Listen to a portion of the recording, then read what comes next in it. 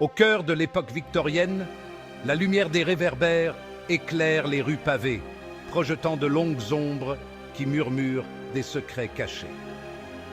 Le Seigneur des Mystères, un roman captivant de Cuttlefish That Loves Diving, nous plonge dans ce monde, un monde à l'aube d'un nouveau siècle, mais imprégné de traditions anciennes et de forces mystiques. Ici, la science et la superstition s'entremêlent, et le voile entre la réalité et le surnaturel est d'une minceur extrême. L'histoire suit Clyde Moretti, un jeune homme plongé dans ce monde clandestin, aux prises avec de nouveaux pouvoirs et un destin qu'il a du mal à comprendre. Le roman mêle magistralement détails historiques et éléments fantastiques, créant une expérience riche et immersive pour le lecteur. Société secrète, divinités anciennes et voix mystiques tissent une tapisserie captivante, nous entraînant plus profondément dans un monde où l'impossible devient terriblement réel. Le Seigneur des Mystères est une histoire d'intrigue, d'aventure et de la bataille éternelle entre le bien et le mal, le tout sur fond d'un monde au bord de la transformation. Le chapitre 63, Interprétation des rêves, nous plonge dans le royaume éthéré des rêves, un motif récurrent dans le roman. Clyde Moretti, désormais connu sous le nom du Fou, possède l'extraordinaire capacité de parcourir le monde des esprits et de glaner des informations dans les rêves des autres. Dans ce chapitre, il rencontre Joyce Meyer, une jeune femme en proie à des cauchemars récurrents qui détiennent la clé d'une vérité cachée. Mes rêves sont vifs et troublants, remplis de symboles cryptiques et d'un sentiment de terreur omniprésent. Je sollicite l'aide de Clyde pour déchiffrer ses visions nocturnes dans l'espoir de trouver réconfort et compréhension.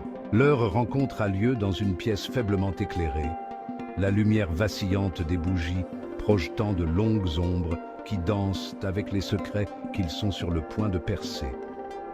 Clyde, avec sa maîtrise grandissante de la divination et sa connexion au royaume mystique, devient une lueur d'espoir pour Joyce, un guide à travers le labyrinthe de son subconscient.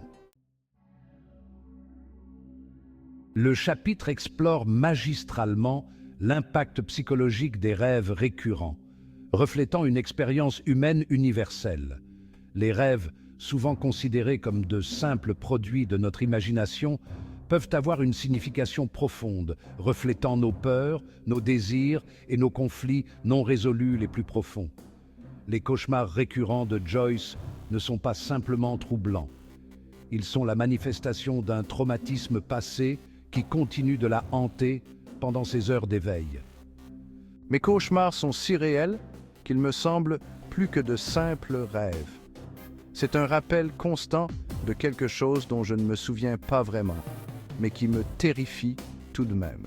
Le roman établit un parallèle entre l'interprétation des rêves et l'acte de résolution d'un mystère. Tout comme un détective rassemble des indices pour résoudre une affaire, Clyde, grâce à ses capacités uniques, explore le symbolisme et les messages cachés dans les rêves de Joyce. Chaque rêve devient une pièce du puzzle, les conduisant plus près de la vérité que Joyce recherche désespérément. Le chapitre capture magnifiquement la fragilité de la psyché humaine et l'impact profond que notre subconscient peut avoir sur notre vie éveillée. L'approche de Clyde en matière d'interprétation des rêves est à la fois méthodique et intuitive. Il écoute attentivement le récit de ses cauchemars par Joyce en prêtant attention aux moindres détails, aux symboles récurrents et au ton émotionnel général. Sa connexion au royaume mystique lui permet de percevoir les nuances subtiles et les couches cachées dans ses rêves, révélant une profondeur et une complexité que Joyce elle-même est incapable de saisir.